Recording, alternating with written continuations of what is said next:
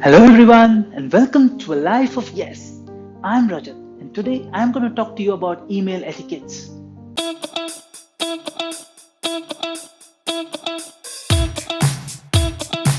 Email writing is an art.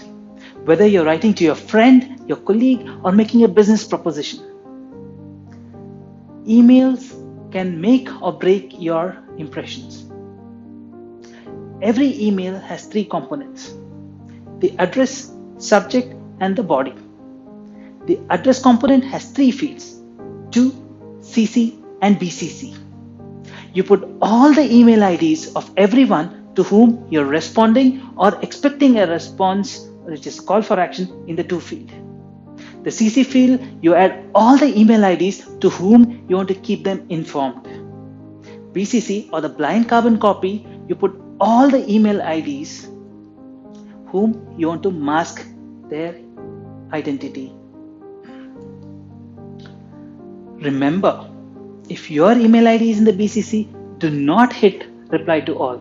If you do, your email will be sent to all the people who is included in the to and the CC field. Then the entire purpose of masking your email ID in the BCC gets defeated. The next, what we are going to talk about is the importance of the email. Do not mark all your emails as high importance. We all know of the story of the shepherd who called, "It's the wolf, it's the wolf." And we all know how that turned out to be. The next component is the subject line. The subject line is like a window. It should give you a sneak peek into the email. Have you seen the headlines of the newspaper articles? How it gives insights into the article? That's how your subject lines needs to be.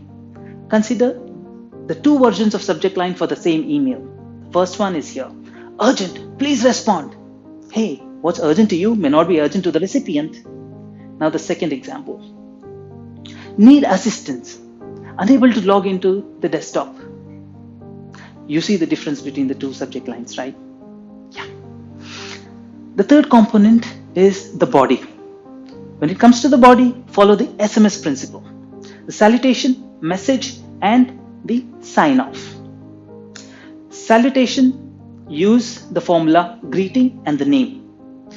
As part of the greeting, you can use either hello or dear in the formal mails. And when it comes to personal mails, go ahead and be as creative as you would like to be.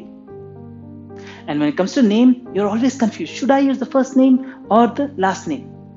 It's always the title by the last name. For example, M.R. Smith.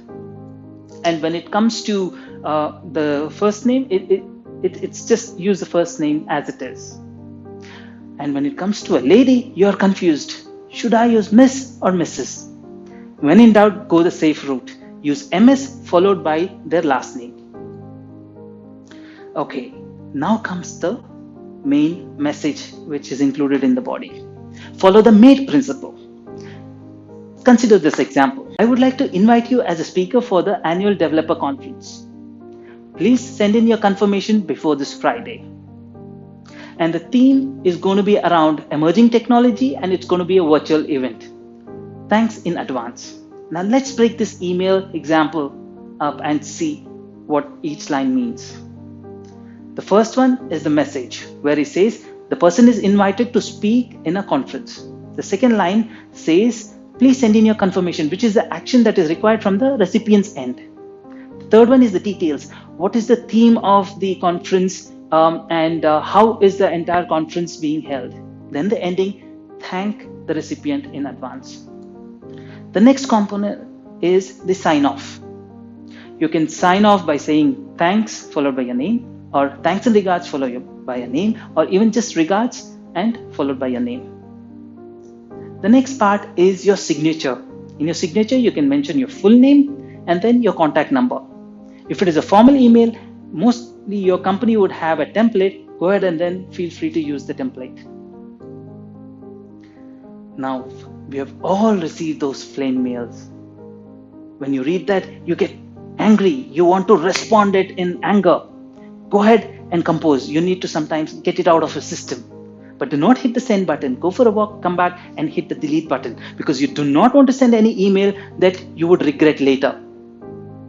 Now, before you go out and hit the send button, here are a few tips that you can use to avoid any embarrassing moments in your emails. First, check and double check all the email IDs, whether you've included everyone who needs to be included or you have the right email IDs in the right email fields. Secondly, go ahead and check your email priority. Check whether the subject is complete and has the complete information and the insight. Then go ahead and check if you have the right salutation, the complete message, and you have the right sign off. And once you have done all of this, you again proofread for typo errors or whether you have mentioned everything in capital letters, because virtually when you mention everything in capital letters, it is the online or email equivalent of yelling at someone, and you do not want to yell at someone, right? When you have seen all of these points, a tick mark, you can then go ahead and then send the email button and have peace of mind. If you like the video, give me a thumbs up, do share the video across, and shoot in your questions in the comment section. Thank you for watching and have a fabulous day.